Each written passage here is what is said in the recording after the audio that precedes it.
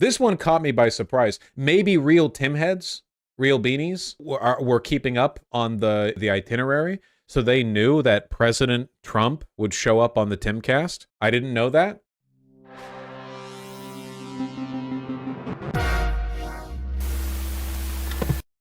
Pretty crazy. In person, by the way, no Skype call. So you have this whole live stream VOD here. He joins in at the last bit. I haven't seen it. I want to see, you know? I'm rooting for Tim. For Timmy, we call, you know, with his friends call him Timmy. It's pretty wild. On Twitter. Thanks so much for this conversation. Hi, President Trump. Ladies and gentlemen, President Donald J. Trump. Okay. I would slightly preemptive there, Mr. President. Good. Mr. President, this is your seat we have for you right here. Why did they do that before? What if it was all just a dream? How are you? Nice to I'm see very you. good. Nice to see you. We met at Mar-a-Lago a couple weeks ago. I remember. Yeah, you complimented my face. I really do appreciate it. Your beauty.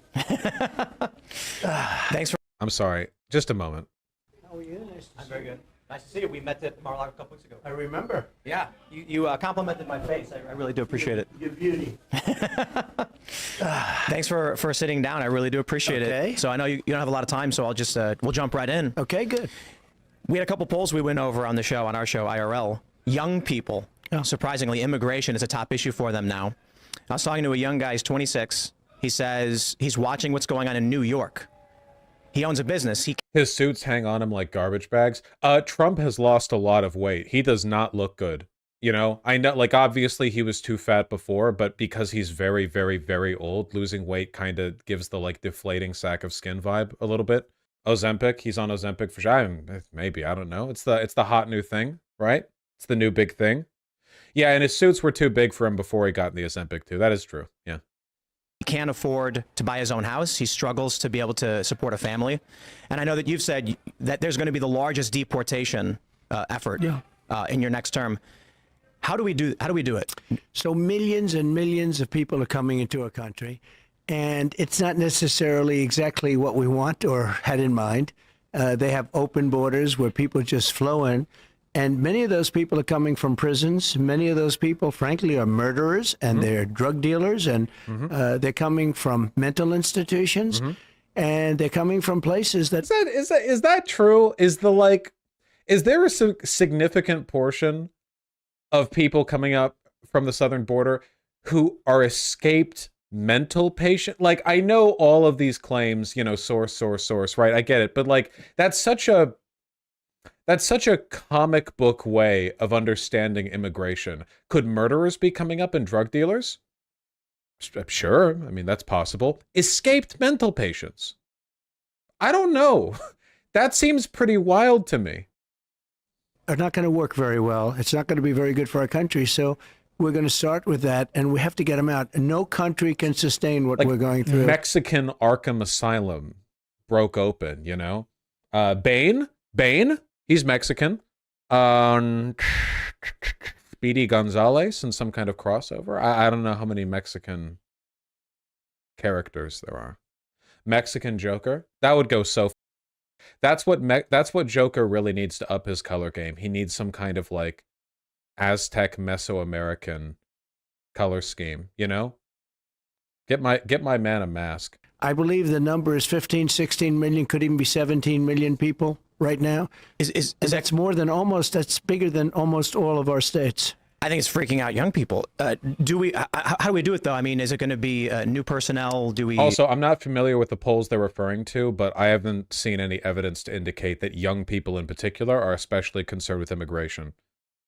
It will really be done with local police. You know, adjusted. Respect Is he has slouching? been taken away. The honor has been taken away from our police forces. What are we They're doing? not allowed to do anything.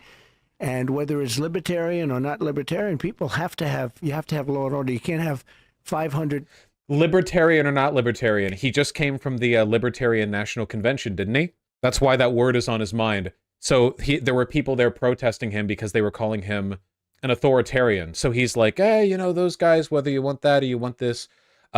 Incidentally, by the way, he lost the Libertarian presidential, Yeah, they rejected him and Robert F. Kennedy Jr. They chose Chase Oliver, someone I don't know about and don't care about. You know, it's the Libertarian Party.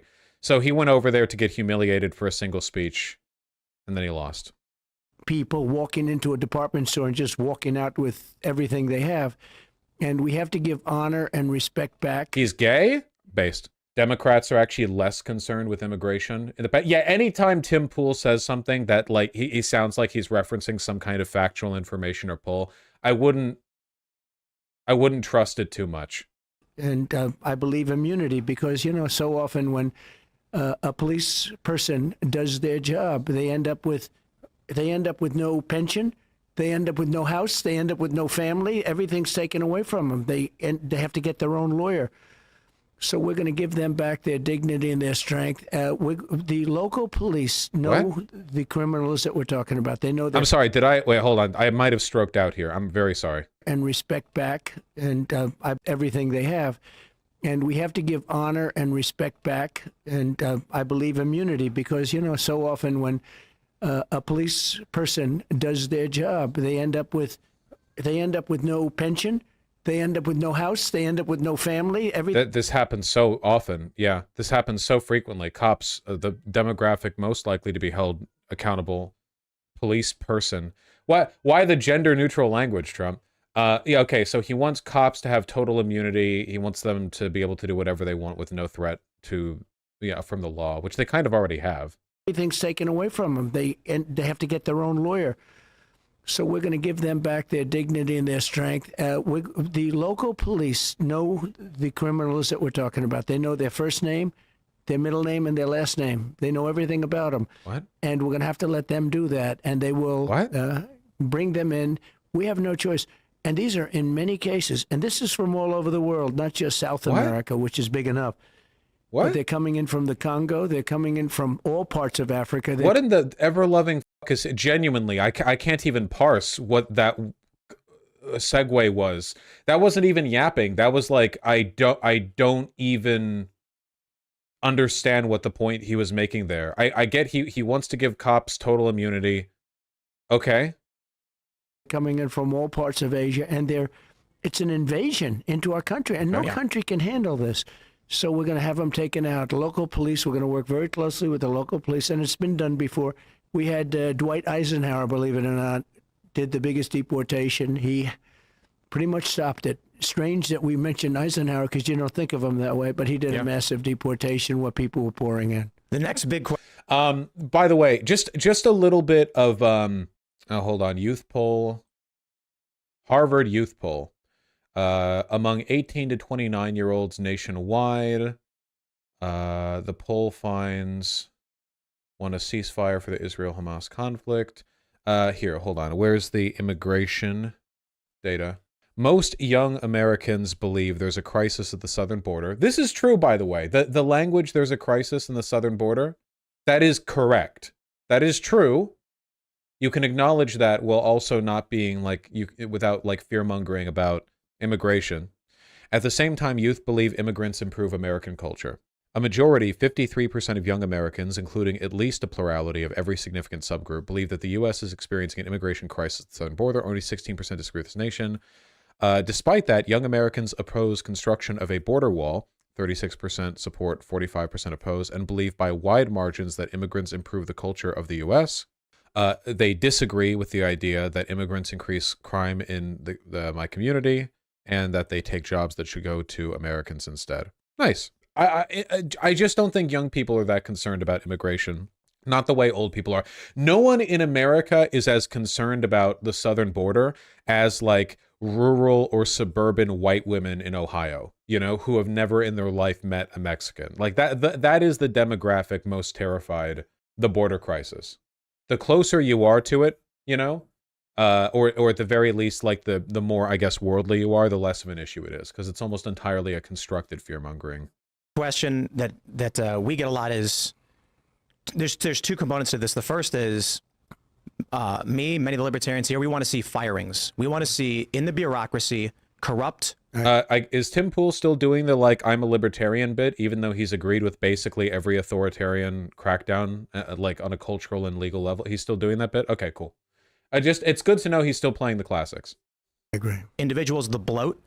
On top of that, without getting into the specifics for obvious reasons. I just realized that he's not wearing his trademark gray beanie. He's wearing his dressy black beanie for the occasion. He's wearing like a black shirt and a black t-shirt with a black shirt over it and a black beanie to, like, I don't know, look like a waiter at a skate park. The things that they're doing to you with the court system is not just to you, it is to me, it is to everyone who voted for you in 2020. It's true.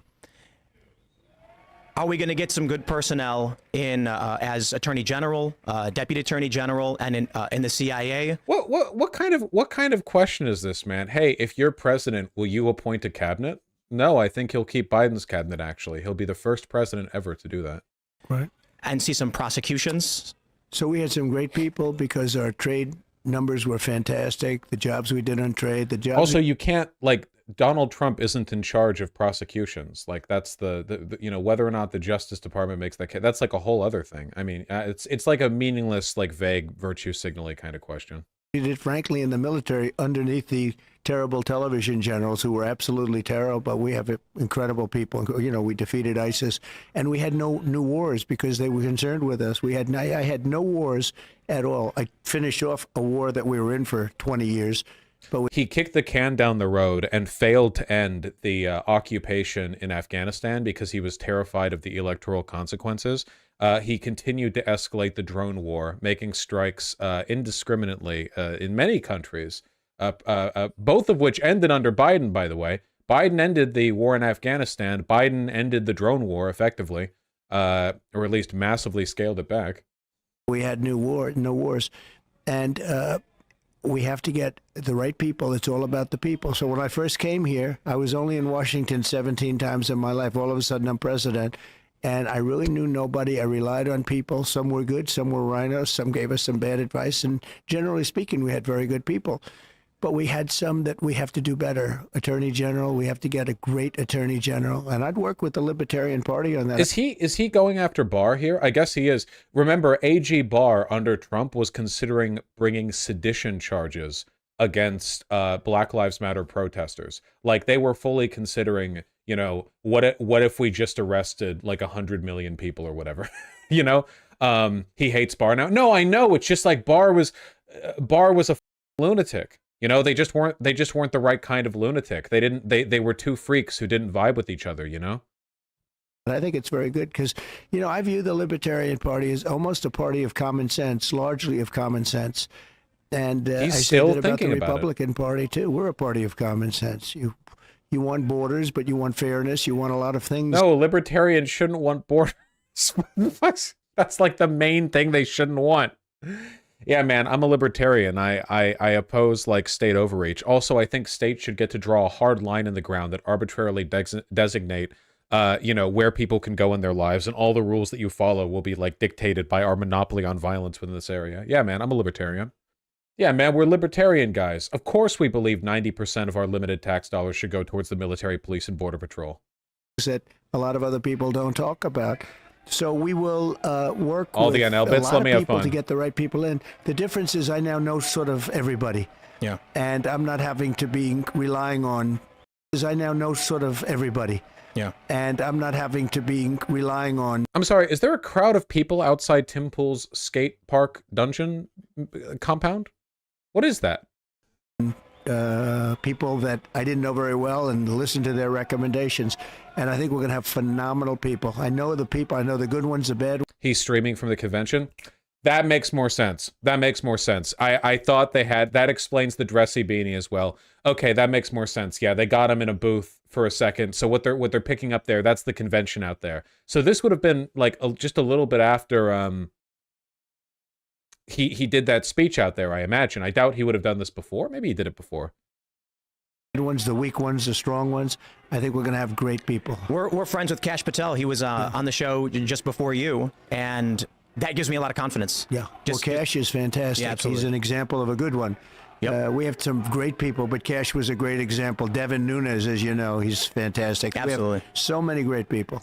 So when it came to foreign policy, I'll be honest, I didn't vote for you in 2016. I was jaded. Obama let me down. I'm from Chicago. I thought 2016 was silly. And then in 2020, with the timeline for getting out of Afghanistan, right, when you tried to get our troops out of Syria, my question is, why are we in Syria? Who even knew? Yeah. And they lied to you, and they lied to us about the number of troops in there. And so maybe it's a bit blunt for me to say I want to see people prosecuted for the lies to the American people. I don't know. What is he talking about? Trump didn't know how many troops were in Syria. I don't know what he's talking about specifically. It's old stuff. Yeah, he likes to bring out the old hats. The funny thing is that Trump just took credit for defeating ISIS, but a huge part of our involvement in defeating ISIS had to do with our troops in Syria. Like, you can't take credit for defeating ISIS or like helping to defeat ISIS when it was our guys with the Rojavans who did a ton of that work. You know, like those are kind of the same. You know, we're lined up here.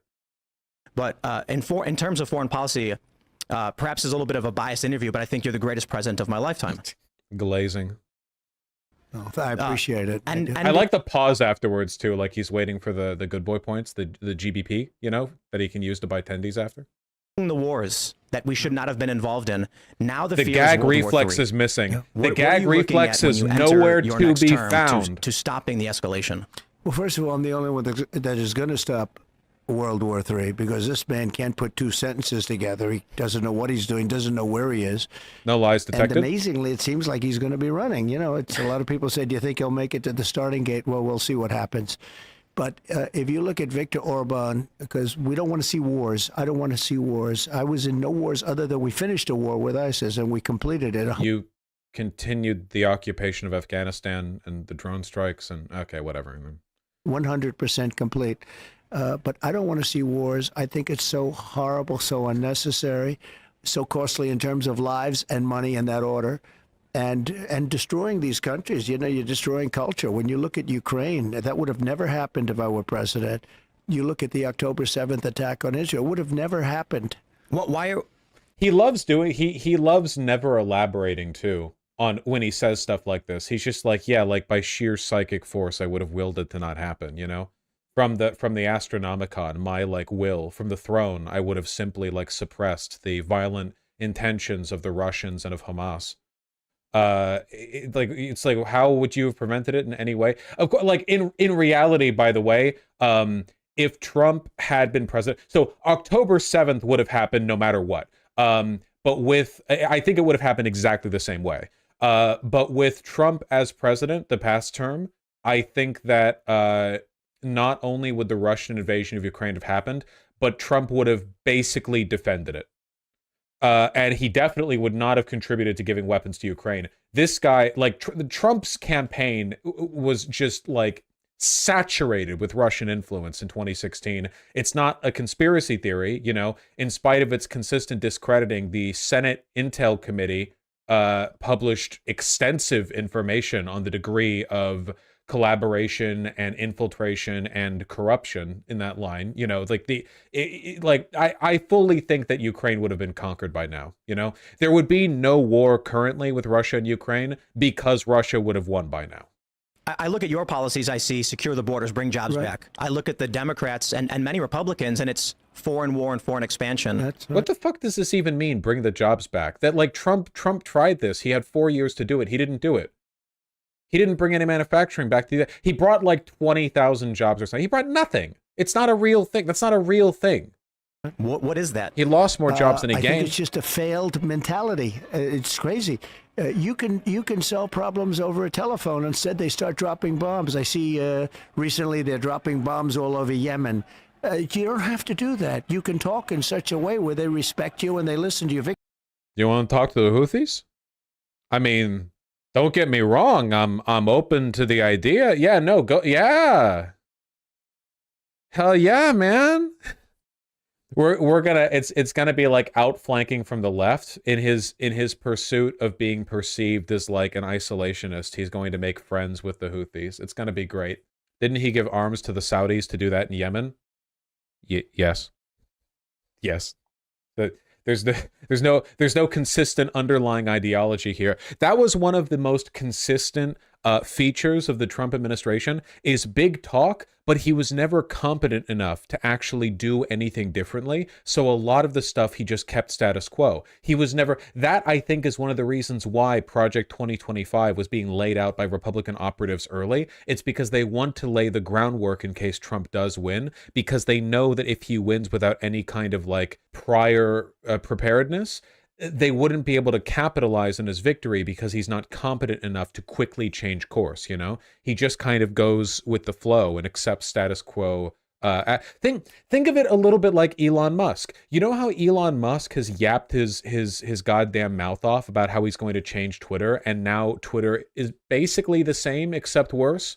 Like, a lot of the more substantial changes that he promised never happened because he was just saying things. He was never competent or disciplined enough to actually like shift the direction of the site in any meaningful way, apart from it being like less well maintained, you know? That's kind of the deal here. Viktor Orban of Hungary, you know, the leader, they call him a strong man. Who cares if he's a strong man or not a strong man? He's a very powerful guy. He said the problem... Listen, strong man or no, you have to give Orban credit. He is a strong man. What the fuck are you talking about, bro? What are you... Well, you can't, like, is he a strong man? Is he not a strong man? I don't know. I just know he's a strong man.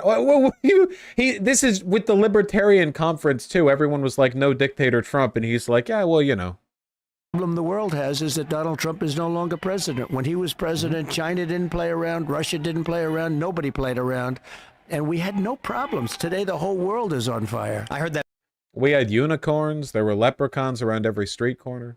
Funny, there's a conversation from a phone call where you said that there was they maybe thought there was a 5% chance you'd nuke them. That's well. And so it kept them in line. It's kind of scary to think about, but you take a look at the weakness we have now with... Wait.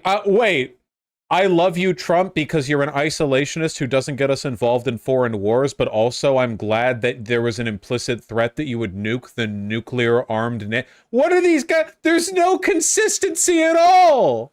At all. It's like, yeah, man, all these other Republicans, these rhinos and Democrats just want, like, you know, foreign conquest and they keep the perpetual war going. Now me, big boy Trump, what I do is I threaten nuclear Armageddon. That's how you keep peace. What do you... They're not saying anything. They're just yapping. These limp-dicked signifiers towards isolationism and libertarian values when you're an expansionist fascist, it has to get tiring, right? Do you think Tim Pool ever gets tired of the bit? Where it's like, hey, as a libertarian who loves freedom, here's 57 consecutive pro-war, like, brutish, domineering, strongman fascist talking points? Like it's got to get tiring, right? Trump nearly started a war with Iran at the start of 2020 when he assassinated Soleimani. Motherfucker did nothing when the Saudis butchered our journalist, you know? Man, Trump is so big and scary. Saudi Arabia sure was quaking in their boots over the consequences of that one. Ukraine and the money that we are wasting. You know, I'll bring it back to the economy. This young guy I was talking to about immigration. Actually, I'll put it this way. There's a viral video where a young man screaming that we're sending hundreds of billions to a country no one's ever heard of. Right. And young people. Ukraine? You haven't heard about Ukraine? Skill issue, personally, I have heard of Ukraine before. Just saying. People are hurting in this country. Do you see any direct economic policy that is on your list for 2025? Direct economic, but also direct in terms of warfare. We're spending hundreds of billions of dollars all around the world. But when you look at Ukraine, we're giving all of this money. Europe, which is much more affected by that war than us, is spending just a tiny fraction of what we're spending. And this is actually not true. I'm pretty sure that relative to their economy and their defense spending, there are European countries that have contributed equivalently or more. It's just our contributions mean the most because we obviously have the largest economy and the largest defense spending, and also we have the best weapons by far. Is Poland beating us out in GDP per capita? Yeah. You know what country isn't? Fucking Hungary. You know, where's Orban at, huh? What about shared responsibility? Estonia is beating us as well. Okay, Estonia is a nation of 1 million people. What is their proportional defense spending? Okay, what did they give? Did they give like one Makarov to Ukraine and like, oh yeah, we have contributed more proportional to our economy than the United States has? Like, come on, let's be real here. Say, does anybody at least get involved in this?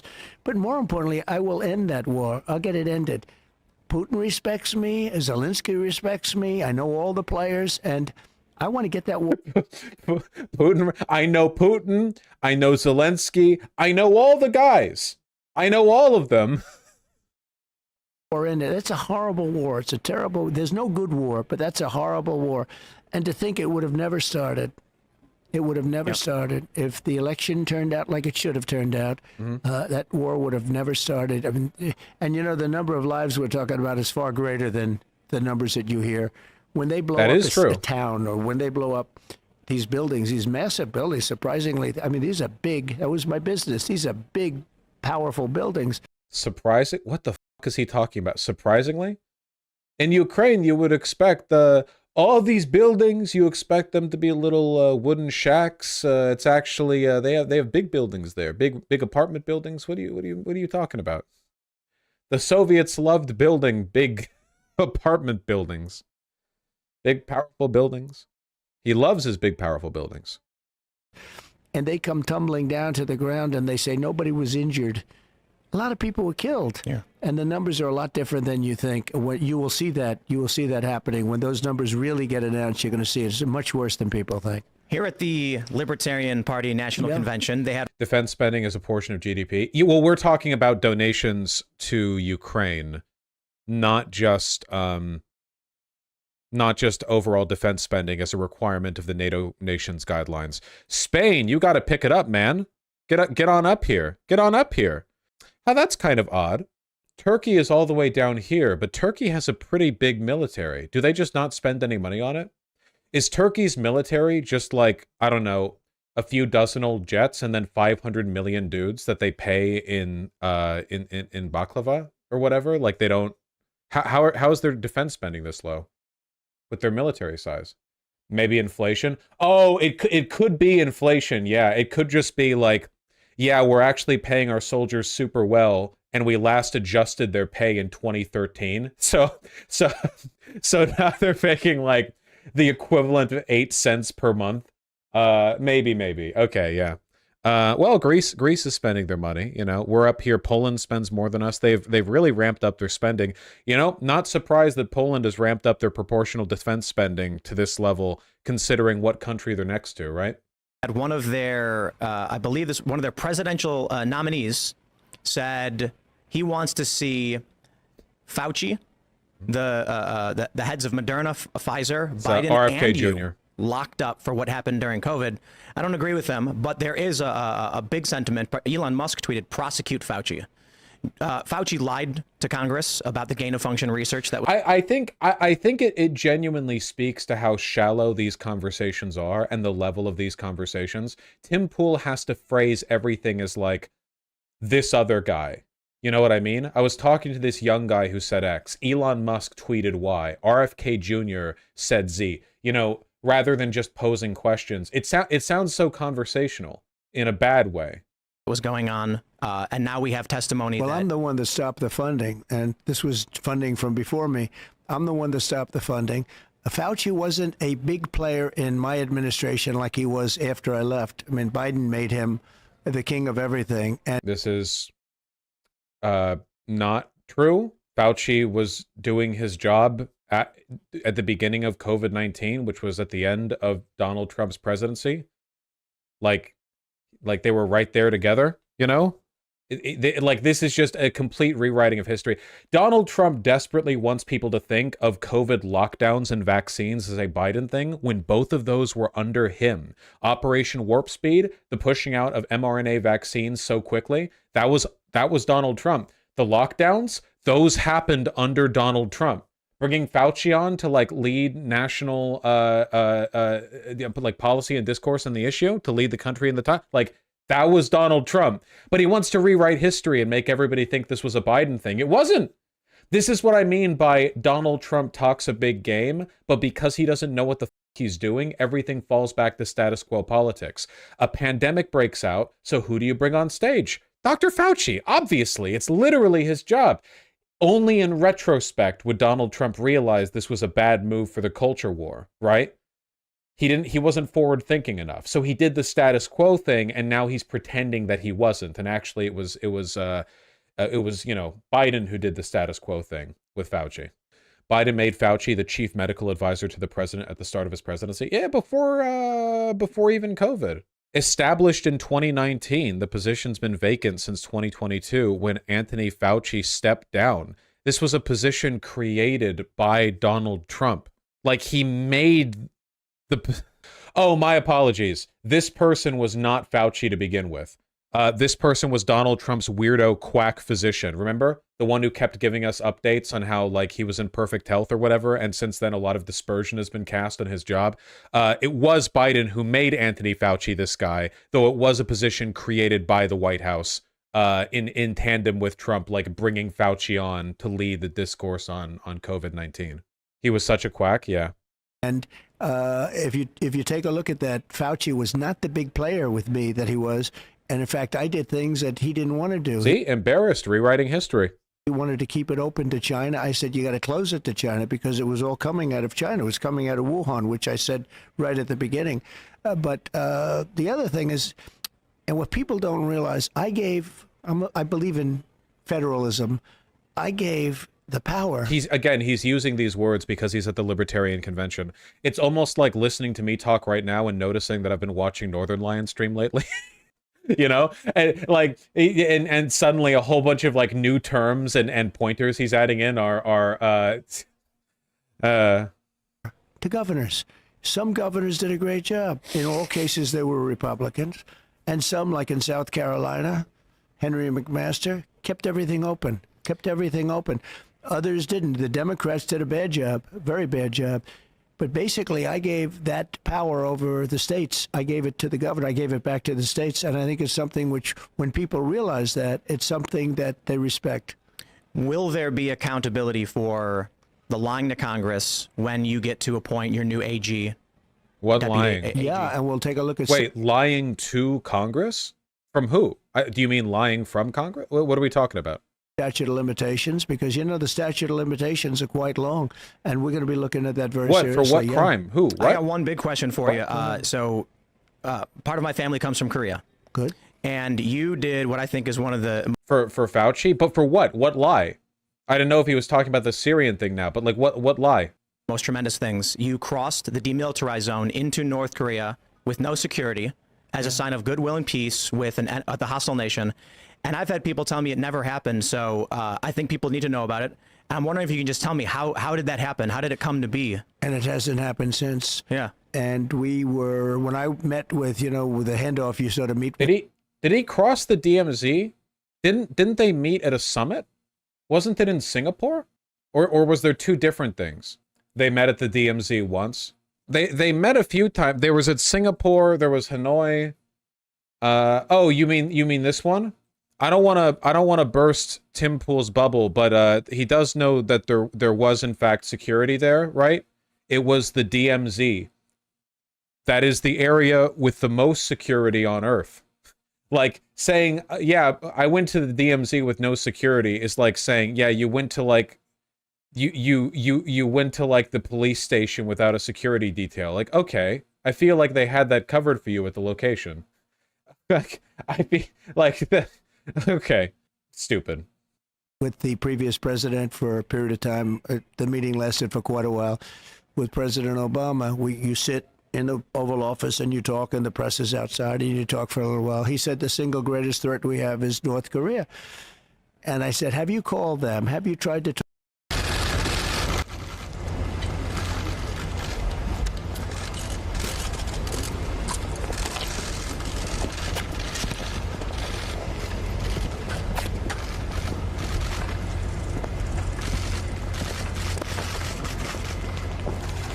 Guys, I'm really not trying to burst Tim's bubble here, but I think all of these serious-looking men in suits might be security. That guy, these people, this guy. I'm pretty sure they're all security.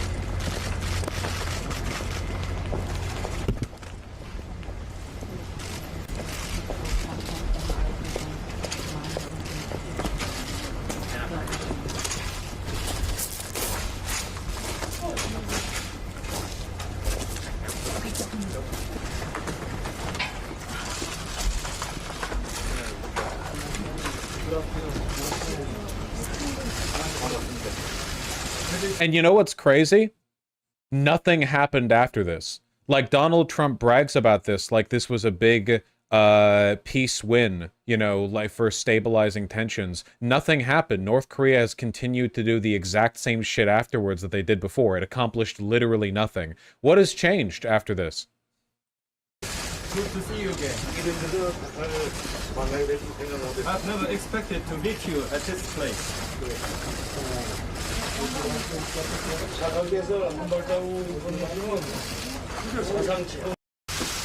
All right, hold on. Now, we're going to use this as a bit of an object lesson here, okay? Because Kim has always dressed quite well. Notice how the suit, which is enjoyed in large part for its elegance, simplicity, heavy drape, its refinement. Notice how Kim has a perfect swoop continuing down his body. You know, straight posture. We have just like a nice, solid, gradual line. Whereas if we take a look at Donald Trump from the side, notice how that clear swoop is broken. See? You don't have that same form and flow because the jacket juts out too much in the front. The trousers aren't long enough, you know? Look at this difference right here. Do you see how much more elegant Kim's dress uniform looks compared to Donald Trump's? It's way too skinny down here in the ankles. It doesn't come out far enough in the thighs. The jacket's not long enough, exactly. Kim's jacket is longer. It's a nicer silhouette. Look, Kim has always impressed Westoids with his clean presentation and his high level of understanding of menswear principles. You know, they look the same. You are blind. You are a blind man. But this is a great example because they're both fat guys, you know? So you get a good, clean, like, yeah, it's looking good. To meet you at this place. Look at this bunching here at the small of Trump's back. It's unsightly. In comparison, look at the back of Kim's jacket right here. A perfect, clean swoop. No folding or unsightly wrinkles right here, huh? See? Look at that.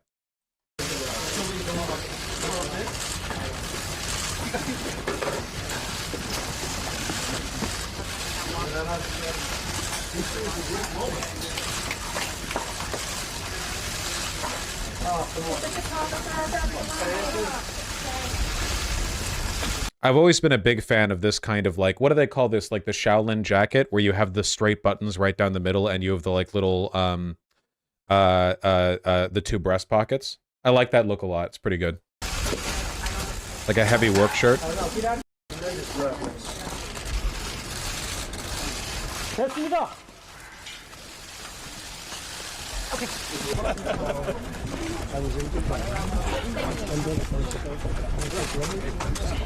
Yeah, just day and night between them.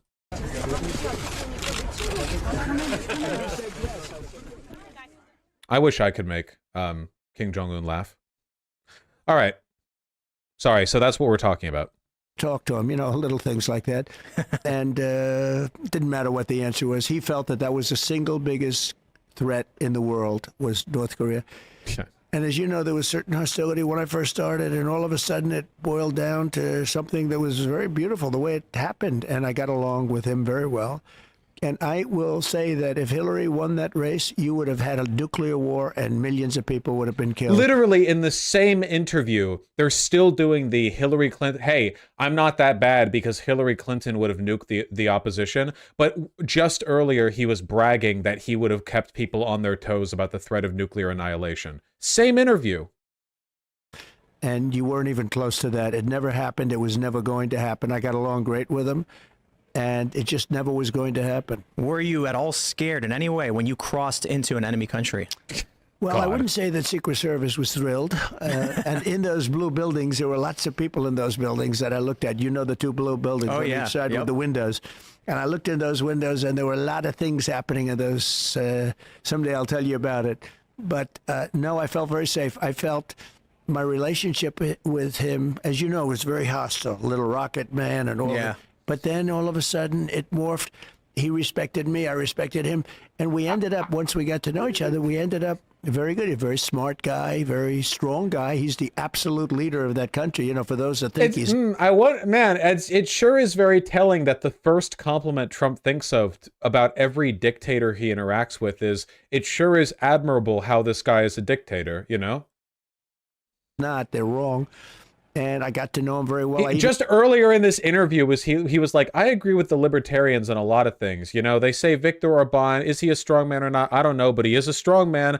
One thing you can say about Kim Jong-un, you know, one thing that I do respect about him is he is the absolute dictator of the country. It's like, what would you... even did a press conference. He never did a press conference before. I said, would you like to do a press conference? And we did a press conference, if you remember. And then he said, that's the end of the press conference. And boom, everybody was pretty radically thrown out. But does Trump genuinely think he won these guys over? This is like a you can't teach an old dog new tricks kind of thing. All of Trump's understanding of foreign policy and geopolitics and getting along with foreign leaders is based on his experience being a New York real estate mogul and business magnate. All the stuff he does, from the weird handshakes to his like power move insults to shoving past people to talking about how he's gonna like cut across the aisle and talk them mano a mano and like settle it down and like get it done and get the real work done. Like all of it is just a direct consequence of lessons that he was taught as a young man by his asshole of a father on how to be like a business guru, you know? It's all that. Like his understanding of these issues has never advanced beyond that point. I don't even think he's like aware of it. it was a press conference, the only press conference he's ever done. I got along with him great. We had no nuclear war. You would have had a nuclear war guaranteed. And you won't if we have the right president, if we have somebody that knows what he's doing. Does he genuinely believe what he's saying? I think he does. Yes, I think he does. I think Donald Trump is a very unintrospective person and that he believes a lot of the stuff that he says because he's borderline delusional.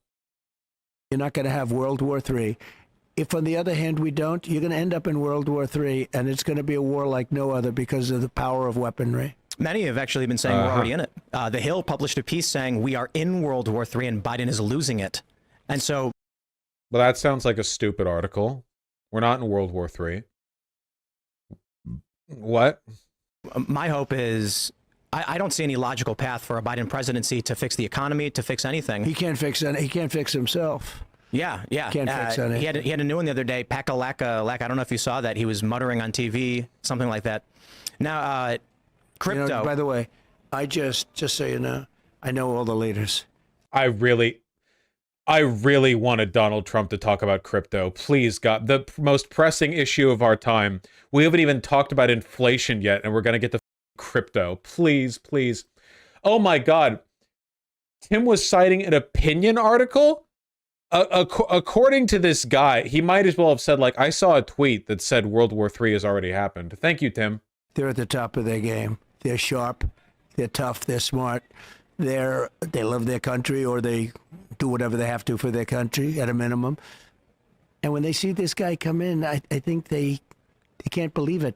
I know they can't believe it. It's not the right person. What is he? So we'll do a couple quick ones. We don't have much time. You announced you're taking cryptocurrency. What we're doing is we're backing it as a form of, as a field, and we have to, because otherwise somebody else is going to be doing it from another country. And as you know, they're Rents due.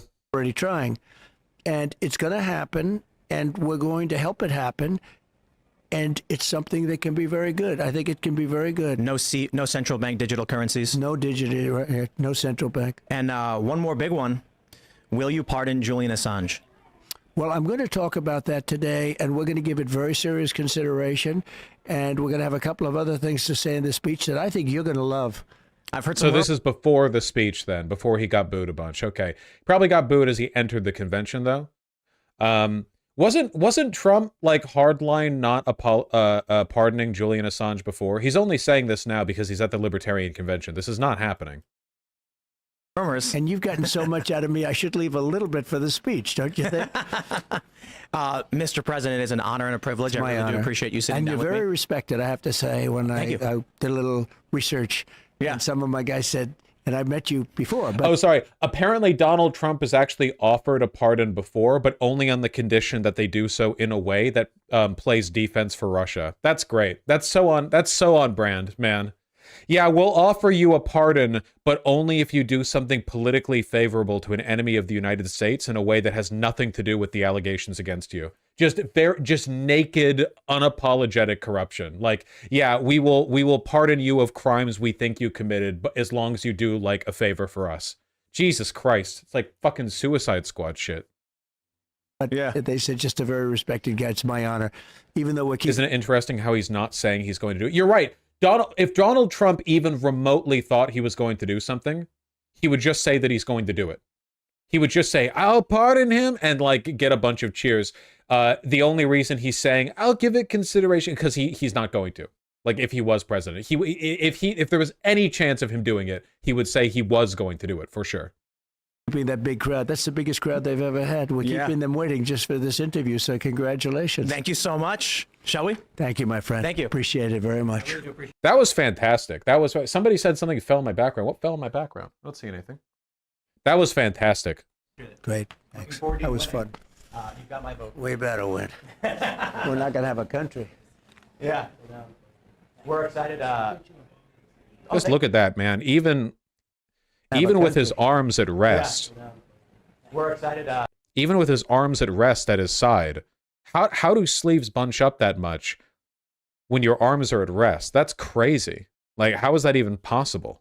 Oh, thank you. Yeah, I do. Looks like a We're friends with sack. with Junior and Cash. And, Yeah. So thanks for hanging out. You're welcome. Well, that was wild. That was crazy.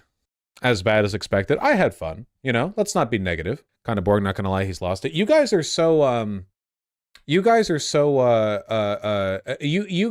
are like blinded by the rose-tinted glasses. I'm not gonna lie. Donald Trump in interpersonal interviews has always been like this. This is exactly what I was expecting. You know, the main takeaways from this, apart from it just being generally funny, with Donald Trump trying to rewrite history and having no ideology and being inconsistent and blah blah blah. The main takeaway for me, honestly, is desperation. I still think it's a very revealing and desperate move for Donald Trump to go to the Libertarian National Convention and beg them to vote for him. You know, like, yeah, I'm like a libertarian, haha, ignore all the authoritarian things I do. Yeah, crypto, we're gonna do crypto, no central bank, haha. Maybe I'll free Assange. Like, it just speaks to desperation. To me, it would be like Biden going up or going to the Green Party National Convention and going like, hey Jack, I'll like maybe I'll do a socialism, you know, haha. Yeah, I'll free Snowden possibly. Like, it would just come across as really, really, really desperate. Yeah, it was pretty odd, Code 117, though it looked like they were filming all of this in a broom closet, so I don't necessarily fault them. Aren't you kind of undermining the fact that he's a fascist? Man, you gotta come at me like that, really? Aren't you like, hey, streamer, I have decided to interpret your rhetoric in a way that I think is harmful. Let me like impugn you for it. What do you mean undermining? Fascists are silly. You lose to the fascists if you act like a pearl-clutching, morally indignant dullard every time they say anything. If they say stuff that's stupid and funny, you should say it's stupid and funny. That's not the same as downplaying it. You know, you can say a person is stupid and funny and a massive threat to democracy. I mean, he very clearly wants to be a dictator. Like the lazy boy, I said in this segment like 10 times, man, he sure does want to be a dictator. And don't you like, and there's plenty of evidence of him reading and even repeating nearly word for word phrases from Nazi text. Where did you learn that from? In youtube.com/c/Vosh? Who are you talking to right now? What are you trying to out comparing Republicans to Nazis? Me? I invented that shit. I've been on that game. You were still swimming around in your dad's balls while I was telling everyone that Donald Trump is Hitler-esque. Okay, come on.